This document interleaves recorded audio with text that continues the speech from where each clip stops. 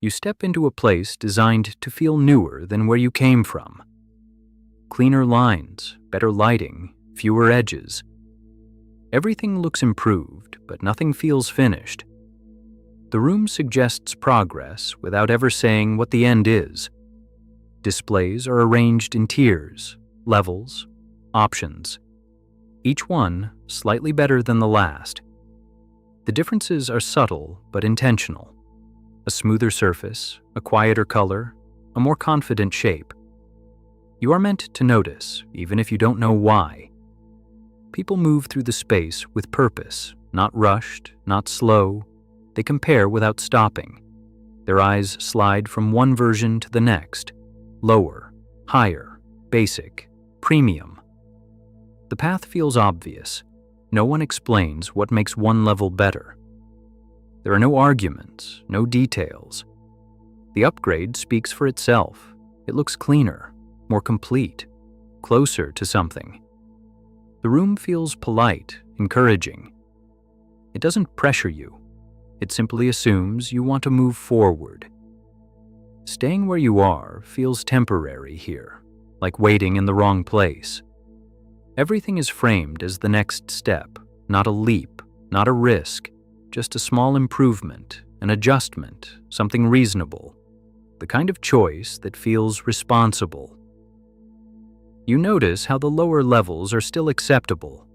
They are not bad, they just look unfinished, slightly behind, enough to make you keep walking. The room never mentions limits. There is always another tier, another version, another refinement. Progress stretches forward quietly, no finish line in sight.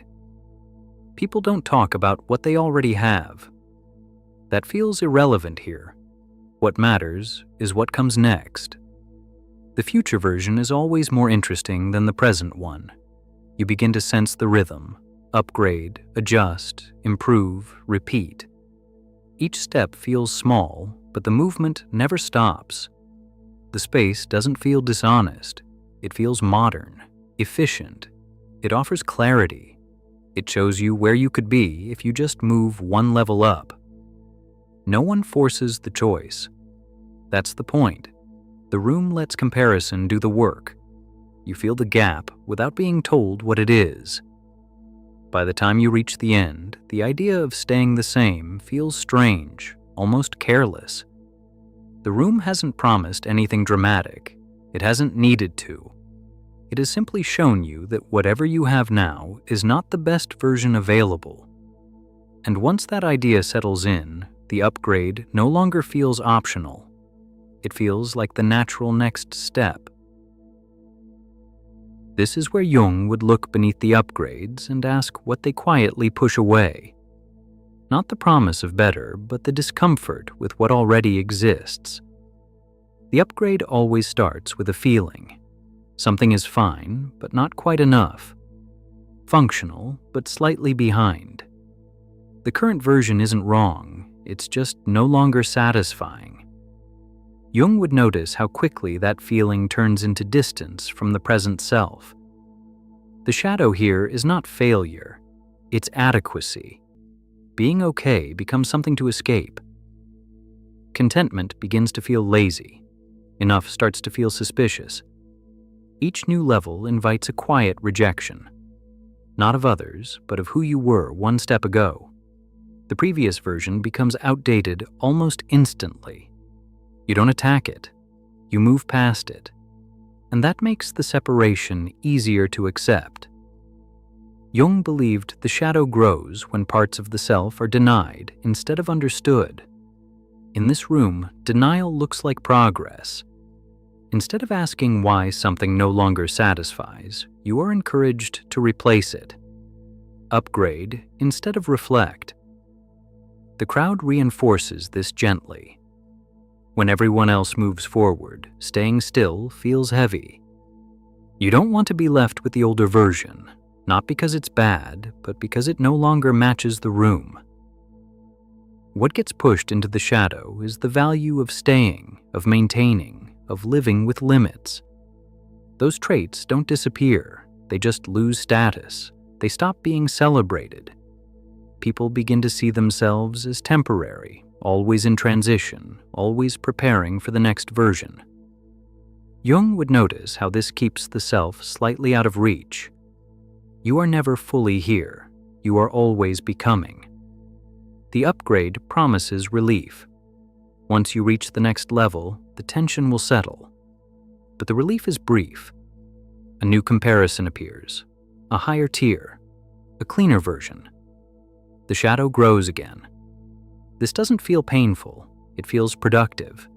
That's what makes it powerful. The rejection of the present self wears the mask of ambition.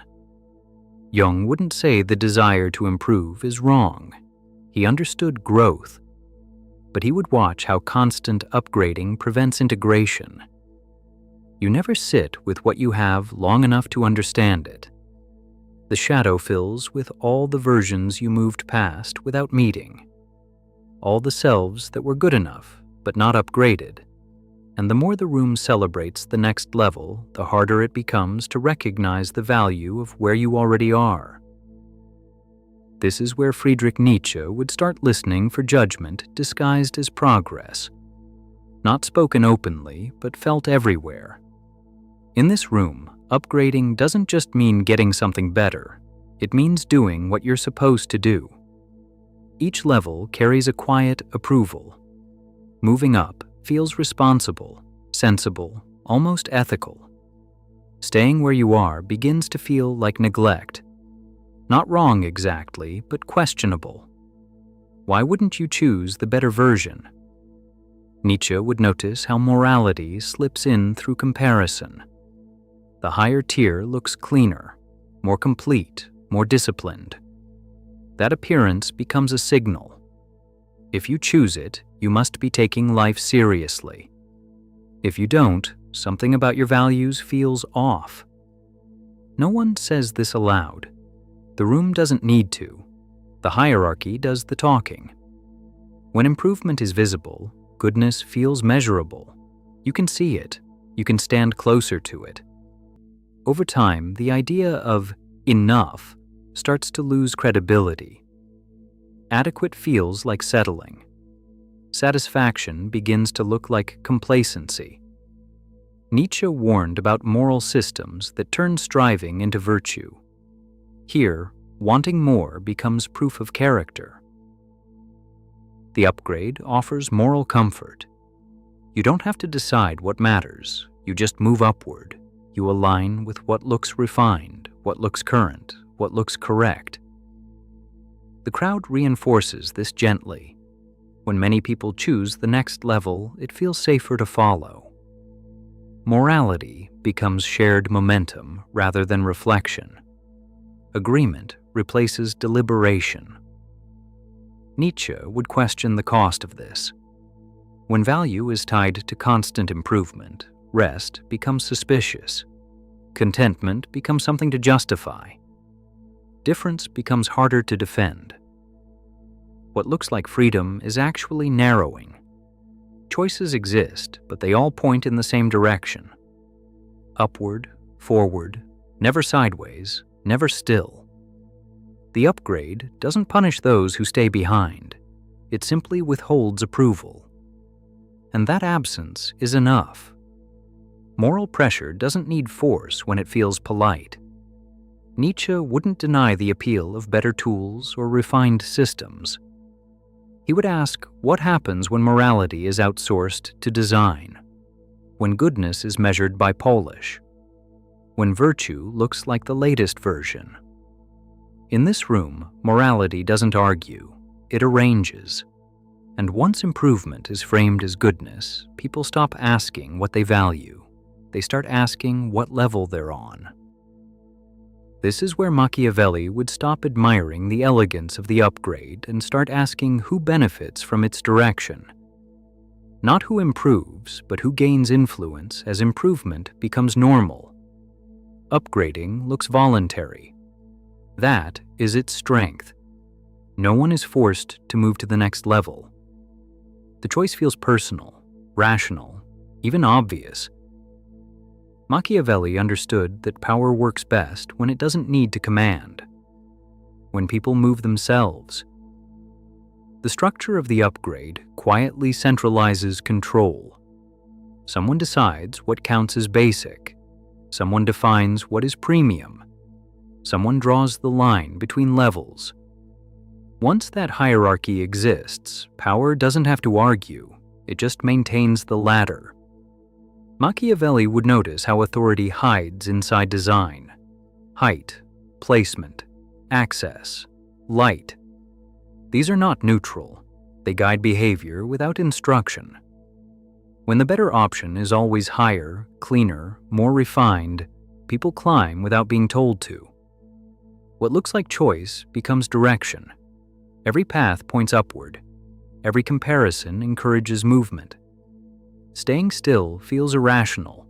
Falling behind feels personal. Power benefits when dissatisfaction is internalized. The upgrade also protects the system from blame. If someone doesn't reach the next level, the explanation is simple. They didn't choose it. They didn't invest enough.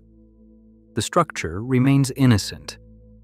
Responsibility shifts away from design and onto the individual. Machiavelli would recognize this as efficient, power that does not need to justify itself, power that appears as opportunity. The promise of better keeps people moving, spending, striving. The crowd reinforces this. When many people upgrade, the system looks legitimate. Popularity becomes proof. Doubt feels unnecessary when so many others are already ahead. Those at the top gain visibility. Their position looks earned. Their advice feels credible. Their authority grows not because they demand it, but because the structure elevates them. Machiavelli would also notice how the upgrade never ends. There is always another tier, another refinement, another improvement just out of reach. Power thrives in motion. A finished journey would weaken it. What makes this durable is how calm it feels. No conflict, no resistance, just progression. People thank the system for offering them the chance to improve, even as it quietly reshapes their priorities. Machiavelli would not call this manipulation. He would call it strategy. When belief in improvement is widespread, power no longer needs force. It simply designs the path and lets people walk it. In this room, power doesn't shout, it invites. And once the invitation feels reasonable, refusal begins to feel like failure. This is where Napoleon Hill would notice how belief settles when progress feels visible and repeatable. Hill believed belief grows fastest when people can picture the result. The upgrade makes that easy. You don't imagine success. You see the next level already waiting.